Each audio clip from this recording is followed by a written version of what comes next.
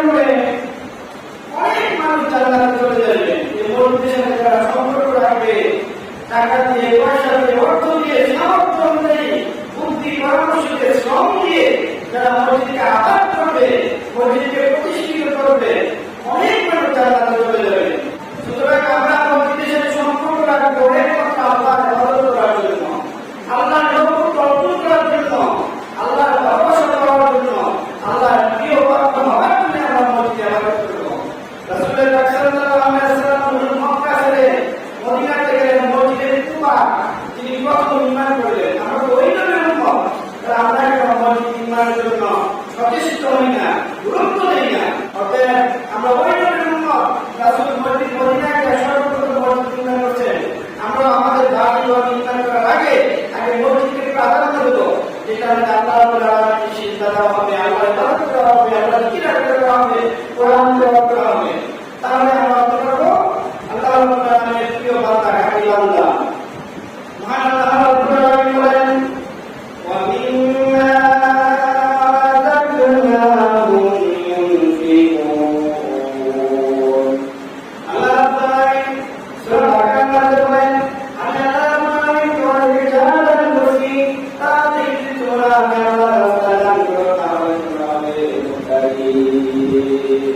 আমাদের যত সম্পদ আছে, হালাল ইনকামের যত সম্পদ আছে, সমস্ত সম্পদ মহান আল্লাহ রাব্বুল আলামিন নিজে দান করছেন।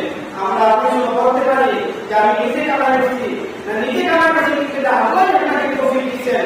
আপনাকে যারা অসুস্থ করে বিছানায় শুয়ে রাখতেন, তাহলে তো আপনি কর্ম করতে পারতেন না, কাজ করতে পারতেন না, চাকরি করতে পারতেন না। কিন্তু দান এত বড় ছিল, রাসূল সাল্লাল্লাহু আলাইহি ওয়াসাল্লাম বলেন, পানি যেমন আগুনকে নিয়ে যায়, এইভাবে দানের নেক, দানের সওয়াব আপনার গুনাহকে মিটিয়ে দিবে। অতএব আমরা আমাদের সামর্থ্য অনুযায়ী আমরা সন্তুষ্ট হয়ে মসজিদে দান করার জন্য, এতিমকে দান করার জন্য, মাদ্রাসায় দান করার জন্য, সাহায্যকে দান করার জন্য। রাসূল সাল্লাল্লাহু আলাইহি ওয়াসাল্লাম বলেন, জাহান্নামকে ভয় করো, জাহান্নামকে ভয় করো, কারণ জাহান্নামের আগুন দুনিয়ার আগুনের মতো না। দুনিয়ার আগুনে কেউ যদি হাত দেয়, দুনিয়ার আগুনে কেউ যদি আগুন প্রবেশ করে, শুধু তারা কোথায় করবে। কিন্তু জাহান্নামে এমন আগুন, জাহান্নামের আগুনের মধ্যে কেউ যদি একটা আগুন লাগে, শুধু আগুন প্রবেশ করবে না, সাথে সাথে তার পরিচাটা দিয়ে হয়ে যাবে। এত শক্তিশালী পাওয়ারফুল জাহান্নামের আগুন। রাসূল সাল্লাল্লাহু আলাইহি ওয়াসাল্লাম বলেন, জাহান্নামের আগুন থেকে বাঁচার জন্য পাগল হয়ে যাও। প্রতিদিন একটু একটা খেজুর দান করে হলো ওইটা ছিল জাহান্নামের আগুন থেকে বাঁচার জন্য চেষ্টা করো। রাসূল সাল্লাল্লাহু আলাইহি ওয়াসাল্লাম বলেন, পবিত্র কোরআনের আয়াত, আল্লাহ বলেন, কেউ যদি আমার নবুয়তের উদ্দেশ্যে তার সম্পূর্ণ দান করার জন্য কিন্তু একটা খেজুর যদি দান করে, অথবা একটা খেজুরের অর্ধেক অংশ যদি দান করে, এই অর্ধেক অংশকে আল্লাহ রাব্বুল আলামিন বলেন, তোমরা উটের বাচ্চা, ঘোড়ার বাচ্চা যেভাবে লালন পালন করতে করতে করতে বড় তো, আমি আল্লাহ রাব্বুল আলামিন তোমার ওই দানটাকে লালন পালন করতে করতে করতে করতে উহুদ পাহাড়ের চেয়ে বড় করে দেই। উহুদ পাহাড় অনেক বড় করে, কত বড় একটা সীমা নাই, একমাত্র তোমার জন্য রেখে দেন, যাতে করে বড় করে তোমাকে এটার ওসিলা করে আমি জান্নাতে দিতে পারি। সুতরাং আমরা এইভাবে দান করবো, মায়ের জন্য দান করবো, বাবার জন্য দান করবো, ছেলে মেয়ের জন্য, মায়ের ছেলেমেয়ের জন্য দান করবো, আত্মীয় জন্য দান করবো। 5 টাকা পাই, 10 টাকা পাই, যত টাকা পাই, আল্লাহ কোরআনের নবুয়তের উদ্দেশ্যে দান করবো। একমাত্র আল্লাহকে আপনি আল্লাহকে খুশি করার জন্য। মহান আল্লাহ কোরআনে বলেন, কুল ইন্না সালাতি ওয়া নুসুকি ওয়া মাহইয়ায়া ওয়া মামাতি লিল্লাহি রাব্বিল আলামিন। আল্লাহ রাব্বুল আলামিন বলেন, তুমি বলো আমার নামাজ, আমার কুরবানি, আমার জায়গা, আমার মৃত্যু সব কিছু আল্লাহ রাব্বুল আলামিনের জন্য। এইভাবে আল্লাহর জন্য, আল্লাহর জন্য দান করবো। আমরা যারা সংসার করে কষ্ট, আমাদের টাকা নাই, পয়সা নাই, আমরা মনে মনে করি আমরা কিভাবে দান করবো, 5,000, 10,000, 20,000, 1 লক্ষ, 2 লক্ষ টাকা কিভাবে দান করবো। এই দান করে প্রতিবর্ষ দিল মহান আল্লাহ রাব্বুল আলামিন সূরা আল ইমরানের 100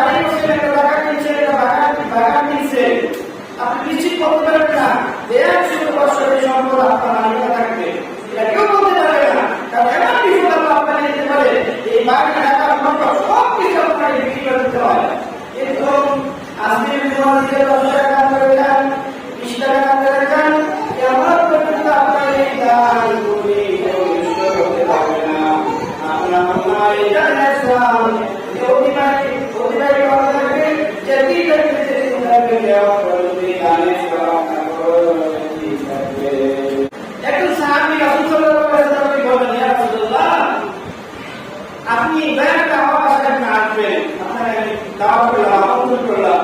রাসূল পাক সাল্লাল্লাহু আলাইহি ওয়াসাল্লাম আবু বকর রাদিয়াল্লাহু তাআলাকে সাথে নিয়ে একদিন জুমার নামাজের সময় ওই সাহাবীর বাড়িতে গেলেন। দাওয়াত করে সাহাবী বলতেছেন, ইয়া রাসূলুল্লাহ, আপনি আমার এই ঘরের ভিতরে, আমার এই বাড়ির মধ্যে এক জায়গার মধ্যে আপনি দুটো নামাজ পড়ে, ওই যে জায়গার মধ্যে নামাজ পড়বেন, আমি ওই জায়গার মধ্যে একটা মসজিদ নির্মাণ করব। রাসূল সাল্লাল্লাহু আলাইহি ওয়াসাল্লাম আবু বকর রাদিয়াল্লাহু তাআলাকে নিয়ে উনার বাড়িতে এক জায়গার মধ্যে দুই জায়গার নামাজ পড়লেন, নামাজ পড়ে চলে আসলেন। নবীজি সাহাবী ওই জায়গার মধ্যে সাহাবীরা নিজে একাই একটা মসজিদ নির্মাণ করতো। আমরা বলতে পারি ওই আমাকে নির্মাণ করবো, আপনার সামর্থ্য মধ্যে নির্মাণ করেন। এখন যদি আমরা সমাজ নিয়ে চলি, সমাজের একটা মসজিদ অনেক দূরে এই মসজিদের সাথে সম্পৃক্ত, অতএব সবাই বসে গানের মাধ্যমে একটা মসজিদ উন্নয়ন হতে পারে, একটা মসজিদ সুন্দর হতে পারে, তার উন্নত হতে পারে। অতএব আমরা একা ব্যক্তিগত মসজিদ নির্মাণ যেহেতু আমরা তৌফিক নাই, অতএব যে মসজিদ নির্মাণ কাজ চলছে আমরা দান করে সামর্থ্য অনুযায়ী এই মসজিদ আমরা দান করতে পারি। রাসূল সাল্লাল্লাহু আলাইহি ওয়াসাল্লাম বলেন, এর যদি সামর্থ্য না থাকে ছোট্ট পাখি বাসা সমুদ্রে একটা মসজিদ নির্মাণ করে, যে ব্যক্তি ছোট্ট পাখি বাসা সমুদ্রে একটা মসজিদ নির্মাণ করে আল্লাহ বলে এর খুশিতে জান্নাতে তার জন্য ঘর নির্মাণ করে। সুবহানাল্লাহ। একটা পাখি, ছোট পাখি, সবচেয়ে ছোট পাখি আমরা জানি টুনটুনি, চড়াই, দুয়ের, এই পাখিগুলোর ঘর কতটুকু থাকে? নবীজি বলেন যে আল্লাহ সন্তুষ্টির উদ্দেশ্যে এই পাখি ঘরের সমতুল্য একটা মসজিদ যদি সে তৈরি করে, তবু আল্লাহ রাব্বুল আলামিন তার জন্য জান্নাতে ঘর নির্মাণ করবে। আর জান্নাতে ঘর নির্মাণ করা মানে কি? আপনার জন্য জান্নাত। রাসূলুল্লাহ সাল্লাল্লাহু আলাইহি ওয়াসাল্লাম বলেন, কেউ যদি পৃথিবীর ভাষা সমতুল্য একটা ঘর নির্মাণ করে, পৃথিবীর ভাষা, নবীজির হাদিসের ভাষা যে পৃথিবীর ভাষা, পৃথিবী আমরা অনেকে চিনি না, আমরা অনেকে জানি ঘরের কোনা গাছি মধ্যে একটা পোকা মাটি দ্বারা একটা ঘর নির্মাণ করে, আমাদের এলাকা বলে পোকা রাখো, ছোট ছোট ঘর নির্মাণ করে মাটি দ্বারা ছিদ্রটা থাকে, ছিদ্র দিয়ে ঘরটা করে যাবে। রাসূল সাল্লাল্লাহু আলাইহি ওয়াসাল্লাম ওই ঘরকে উদ্দেশ্য করে বলেন, এই দিকদিগির ভাষা সমতুল্য যদি তার সামর্থ্য অনুযায়ী একটা ঘর নির্মাণ করে, তবু আমি আল্লাহ রাব্বুল আলামিন ওই ঘরের বিনিময়ে তাকে আমি জান্নাতে একটা ঘর নির্মাণ করে দেবো। সুবহানাল্লাহ। অতএব আমাদের সামর্থ্য নাই যে 1000 টিকিট টাকা দেওয়ার জন্য, 50টা সিমেন্টের বস্তা দেওয়ার জন্য, রডের টাকা দেওয়ার জন্য অবশ্যই সামর্থ্য আছে, কিন্তু আমাদের মন নাই। আল্লাহ বলেন, আমি দুনিয়াদান চাইওয়াল কাইলান দিয়ে কত আল্লাহ আপনাকে ধন দেয়, কিন্তু আপনার মনটা পরীক্ষা করে। অতএব আমাদেরকে আল্লাহ যে ধন দিয়েছে, আমাদের মনটা পরীক্ষা করতেছে, আমরা আল্লাহকে ভালোবাসি, আমরা মনকে দান করি। এই মসজিদে আমাদের আমি বললাম, ওই মসজিদে দান করে অনেকে জান্নাতে চলে যাবে।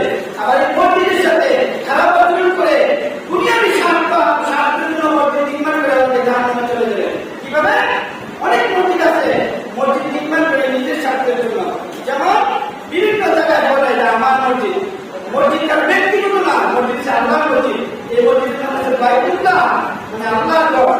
আল্লাহ রাব্বুল আলামিন বলেন, ফালিয়াবুদু রাব্বানা যাল্লানি, এটা আল্লাহর মসজিদে ইবাদত করো, আল্লাহর ইবাদত করো। তাহলে মসজিদ হচ্ছে আল্লাহর ঘর।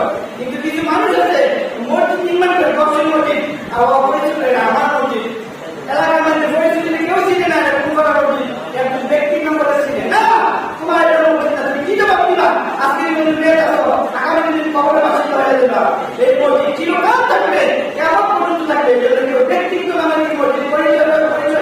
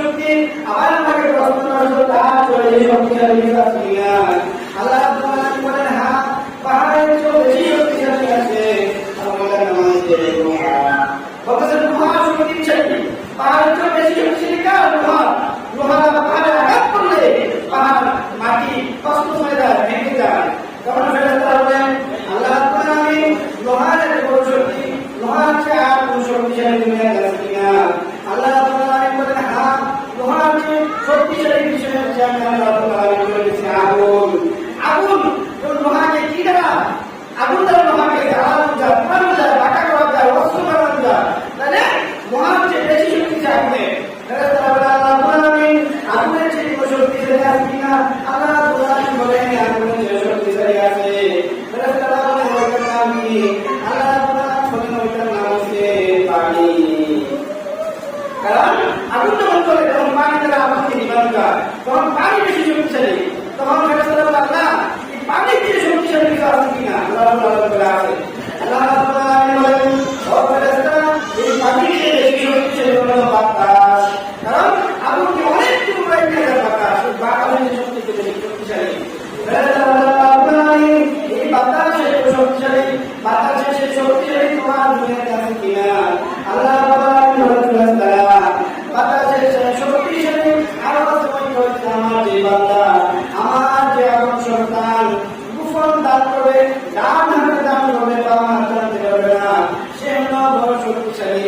এই বান্দা যদি বড় বড় দান করে, অন্যায় করে, অপরাধ করে, কোনো মানুষের হক নষ্ট করে না, কোনো মানুষের হক নষ্ট করে না, ওই বান্দা যদি কুফরিও দান করে, আল্লাহ রাব্বুল আলামিন তার সব গুনাহ মাফ করে দেন জান্নাতে। গোপন দান এত ফজিলত, প্রত্যেকটা মসজিদের কমিটি আছে, উপদেষ্টা আছে, আপনি 500 টাকা তাদের কাছে দিয়ে দেন, যেমন আমি টাকাটা দিচ্ছি, আমার নাম বলার দরকার নাই, দরকার করার দরকার নাই। অতএব আমরা এইভাবে গোপন দান করবো, প্রকাশ্যে দান করবো, যেটা অনেক মানুষ আছে তারা জন্য এই আমার দানকে দেখে দেখে দান করতে পারে। সুতরাং আমি আবার বলতেছি, আমরা পরকালীন জীবন গঠন করি, পরকালে জাহান্নামের আগুন থেকে বাঁচার জন্য এই মসজিদে যদি সম্পর্ক রাখি, মসজিদ নির্মাণ করি, আপনার কত টাকা আছে সামর্থ্য আছে সেই অনুযায়ী দান করেন। এই শুনেন, আপনি আজকে মারা যান, আপনার নাম আপনার ছেলেরা নেবে, আপনার নাতিরা নেবে, তারপরে কিন্তু আপনার নাম মিশতে হবে। দুনিয়াতে আপনার নাম দাদার মনে একটা নামকে জানি না, পর্দাদা বা তার উপর একটা জানেন, অতএব আপনি মসজিদে দান করে যান, কেমন পর্যন্ত এটা আপনার মনে যেতেই থাকবে, যেতেই থাকবে, যেতেই থাকবে। সুতরাং আমরা পরকালীন জীবন গঠন করি, আল্লাহর উদ্দেশ্যে মসজিদের সাথে সম্পর্ক রাখি। যে মসজিদে আপনি নিয়মিত নামাজ পড়তে পারেন না, যারা সারা জীবন এই মসজিদে নামাজ কেমন পর্যন্ত মসজিদ প্রতিষ্ঠিত থাকবে, কেমন পর্যন্ত মসজিদে নামাজ হবে, প্রার্থনা হবে, জিকির আজকার হবে, কেমন পর্যন্ত আপনার কবরে সোয়াব দেবে। অতএব প্রকাশ্যে গোপনে যেই যেতে পারে মসজিদে দান করেন,